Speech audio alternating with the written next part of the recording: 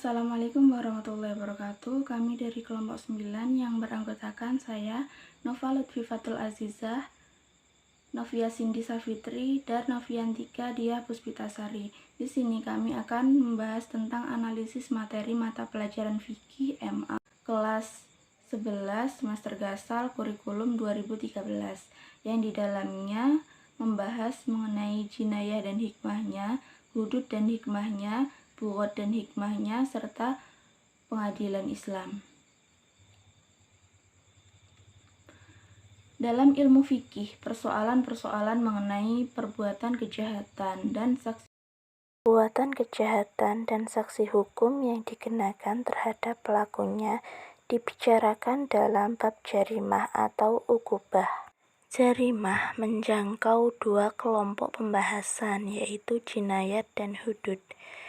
Jinayat yaitu pembahasan mengenai tindak kejahatan pembunuhan dan penganiayaan serta saksi hukumnya seperti qisas, diyat, dan kafaroh. Sedangkan hudud membahas tentang tindak kejahatan dan penganiayaan seperti berzina, khazaf, mencuri, merampok, dan lain-lain. Yang pertama yaitu pembunuhan. Secara bahasa, pembunuhan berarti menghilangkan nyawa seseorang, sedangkan secara istilah, pembunuhan merupakan perbuatan manusia yang mengakibatkan hilangnya nyawa seseorang, baik dengan sengaja ataupun tidak sengaja, baik dengan alat yang mematikan ataupun dengan alat yang tidak mematikan. Dasar hukum larangan membunuh terdapat dalam Quran Surat Al-Isra ayat 33. Pembunuhan dibagi menjadi 3 macam, yaitu pembunuhan sengaja, pembunuhan seperti sengaja, dan pembunuhan tersalah. Pembunuhan sengaja direncanakan dengan menggunakan alat yang mematikan, baik yang melukai atau memberatkan. Kemudian pembunuhan seperti sengaja yaitu pembunuhan yang dilakukan seseorang tanpa niat membunuh dan menggunakan alat yang biasanya tidak mematikan, namun menyebabkan hilangnya nyawa seseorang. Sedangkan pembunuhan tersalah yaitu pembunuhan yang terjadi karena salah satu 3 kemungkinan. Sedangkan hukuman pelaku pembunuhan yaitu sebagai berikut. Hukuman bagi pelaku pembunuhan sengaja yaitu qisas. Pelaku harus diberikan sanksi yang berat. Dalam hal ini, hakim memberi pelaksanaan qisas. Keluarga korban tidak diperbolehkan main hakim sendiri. Jika keluarga korban memaafkan pelaku, maka hukumnya adalah membayar diyat, yaitu membayar diyat mughaladah yang diambilkan dari harta pembunuh dan dibayarkan secara tunai kepada pihak keluarga. Selain itu, pembunuh juga harus menunaikan kafaroh. Sedangkan pelaku pembunuhan seperti sengaja tidak diqisas, ia dihukum dengan membayar diyat mughaladah yang diambilkan dari harta keluarganya dan dapat dibayarkan secara bertahap selama 3 tahun kepada keluarga korban, setiap tahunnya sepertiga. Selain itu, pembunuh juga harus melaksanakan kafaroh. Sedangkan hukuman bagi pembunuhan tersalah yaitu membayar diyat mukhafafah yang diambilkan dari harta keluarga pembunuh dan dapat dibayarkan secara bertahap selama 3 tahun kepada keluarga korban, setiap tahunnya sepertiga. Yang kedua yaitu penganiayaan. Yang dimaksud penganiayaan di sini yaitu perbuatan tindak pidana yang berupa melukai, merusak, atau menghilangkan fungsi anggota tubuh. Dasar hukum tindak penganiayaan terdapat dalam Quran Surat Al-Maidah ayat 45. Selanjutnya yaitu qisas. Secara literal, qisas berarti menggunting, mendekati, menceritakan, mengikuti jejaknya, dan membalas. Dalam terminologi hukum Islam, qisas berarti hukuman yang dijatuhkan sebagai pembalasan serupa dengan perbuatan pembunuhan, melukai, atau merusak anggota badan berdasarkan ketentuan yang diatur oleh syariat. Dasar hukum ini diatur dalam Quran Surat Al-Maidah ayat 45.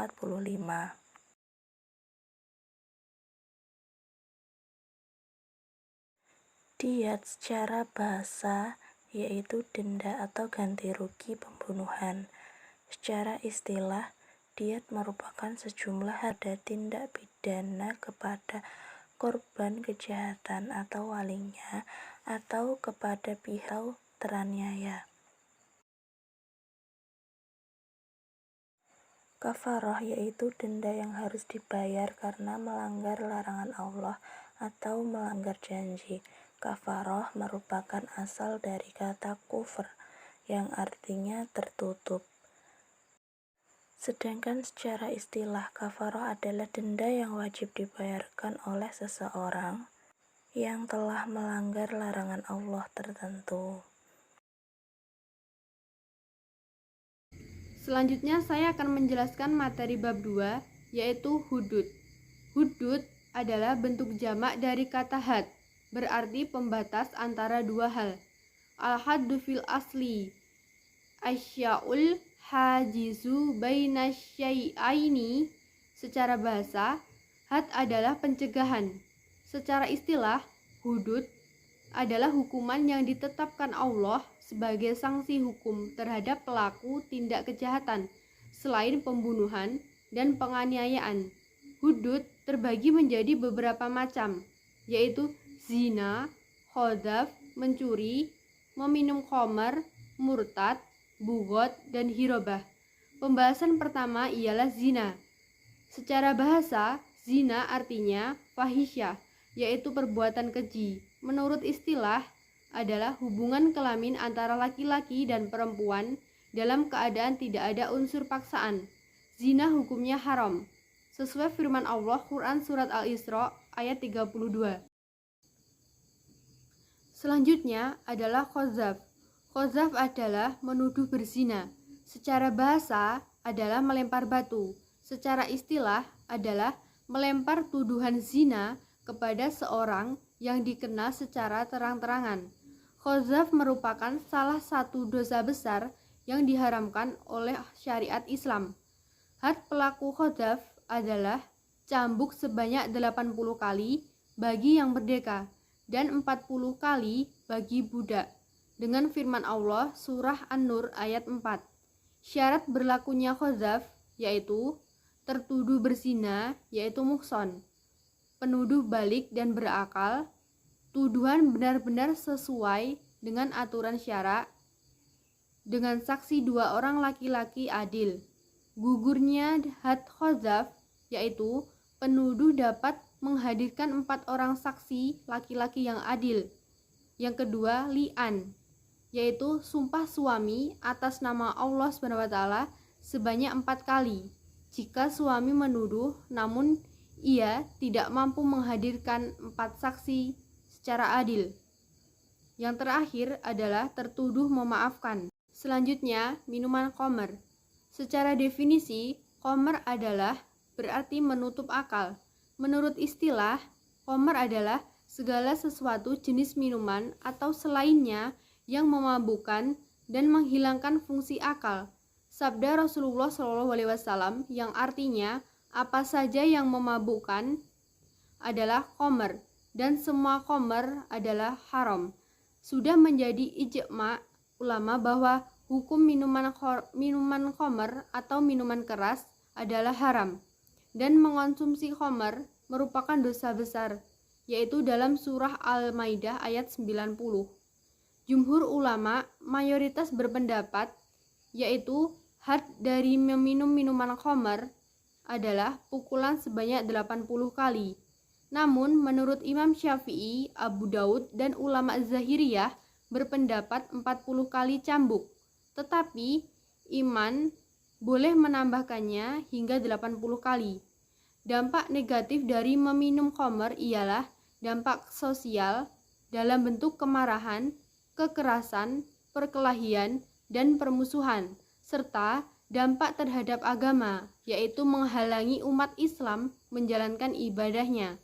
Hikmah dilarangnya minuman khamr, yaitu yang pertama, agar terhindar dari kejahatan. Yang kedua, menjaga kesehatan jasmani dan rohani dari berbagai penyakit. Yang ketiga, terhindar dari siksa, kebencian, dan permusuhan karena pengaruh minuman khamr. Yang terakhir adalah menjaga hati agar tetap bersih, jernih, dan dekat dengan Allah Subhanahu wa taala. Mencuri secara bahasa yaitu mengambil harta atau selainnya secara sembunyi-sembunyi. Sedangkan menurut istilah, mencuri yaitu mengambil harta orang lain dengan cara aniaya tanpa ada takwil dan syubhat. Mencuri adalah perbuatan mengambil harta yang bukan miliknya secara sembunyi-sembunyi. Imam Maliki dan Imam Syafi'i berpendapat bahwa had mencuri yaitu potong tangan kanan jika mencuri baru dilakukan pertama kali, potong tangan kiri jika mencuri dilakukan kedua kalinya, potong tangan kiri jika pencuri dilakukan untuk 3 kali, potong tangan kanan jika pencuri dilakukan untuk kali keempat. Jika pencurian dilakukan untuk kelima kali, maka hukuman bagi pencuri adalah takzir dan ia dipenjarakan hingga bertaubat. Hikmah dari mencuri yaitu seseorang tidak akan mudah mengambil barang orang lain. Yang kedua, seseorang akan memahami betapa hukum Islam benar-benar melindungi hak milik seseorang. Yang ketiga, menghindarkan manusia dari sikap malas. Yang keempat, membuat jera pencuri hingga dirinya terdorong untuk mencari rezeki yang halal. Selanjutnya yaitu tentang menyamun, merampok, dan merompak. Menyamun, merampok, dan merompak adalah istilah yang digunakan untuk pengertian mengambil harta orang lain dengan menggunakan cara kekerasan atau mengancam pemilik harta dengan senjata dan terkadang disertai dengan pembunuhan. Perbedaannya hanya ada pada tempat kejadiannya, menyamun dan merampok di darat dan merompak di laut. Hukumnya adalah haram, maka wajar adanya jika merampok, menyamun, dan merompak mendapatkan hukuman ganda. Selanjutnya yaitu tentang bugot atau pembangkang. Bugot berarti mencari dan dapat pula berarti maksiat, melampaui batas, berpaling dari kebenaran dan zalim. Adapun bugot dalam pengertian syarak yaitu orang-orang yang menentang atau memberontak pemimpin Islam yang terpilih secara sah. Kriteria pembangkang yaitu memiliki kekuatan baik berupa pengikut maupun senjata. Yang kedua, memiliki takwil atau alasan atas tindakan mereka keluar dari pimpinan iman atau tindakan mereka menolak kewajiban. Yang ketiga, memiliki pengikut yang setia kepada mereka. Yang keempat, memiliki iman yang ditaati. Peradilan diistilahkan dalam fikih yang artinya selesai dan sempurnanya sesuatu, memerintahkan, memutuskan, menyempurnakan, dan menetapkan. Sedangkan secara istilah, peradilan merupakan memutuskan pertentangan yang terjadi dan mengakhiri persengketaan dengan menetapkan hukum syarak bagi yang bersengketa. Hukum peradilan adalah fardu kifayah. Seseorang yang menjalankan peradilan harus memiliki kualifikasi mendasar seperti seorang yang paham, mulia, amanah, sabar, dan kokoh, serta memiliki kualifikasi seperti seorang saksi, yaitu yang merdeka, dewasa, tidak ada gangguan jiwa, muslim, dan tidak pernah terbukti melakukan tuduhan palsu. Adapun dasar hukum peradilan Islam yaitu Al-Quran, hadis, dan ijma ulama. Selanjutnya yaitu tentang rukun peradilan Islam. Yang pertama, hakim. Hakim merupakan orang yang diangkat oleh penguasa untuk menyelesaikan dakwaan-dakwaan dan persengketaan. Yang kedua, hukum, yaitu suatu keputusan hakim untuk menyelesaikan perselisihan dan memutuskan persengketaan. Yang ketiga, mahkum bih atau hak. Hak itu ada kalanya hak Allah semata, hak manusia atau hak antara Allah dan manusia, dan hak lazim yaitu hak dari salah satunya. Yang keempat, mahkum alaih. Mahkum alaih yaitu orang yang dikenai putusan untuk diambil haknya. Yang kelima, mahkomlah. Mahkomlah merupakan penggugat suatu hak, baik hak itu adalah hak murni miliknya seperti hak atas piutang atau hak-hak keuangan lainnya, atau hak itu murni hak Allah seperti hudud, hak gabungan antara hak Allah dan manusia. Selanjutnya adalah hikmah dari peradilan Islam. Yang pertama, terwujudnya masyarakat yang bersih. Yang kedua, mewujudkan suasana yang mendorong untuk meningkatkan ketakwaan kepada Allah bagi semua pihak. Yang ketiga, terciptanya aparatur pemerintahan yang bersih dan berwibawa. Yang keempat, terwujudnya keadilan bagi seluruh masyarakat.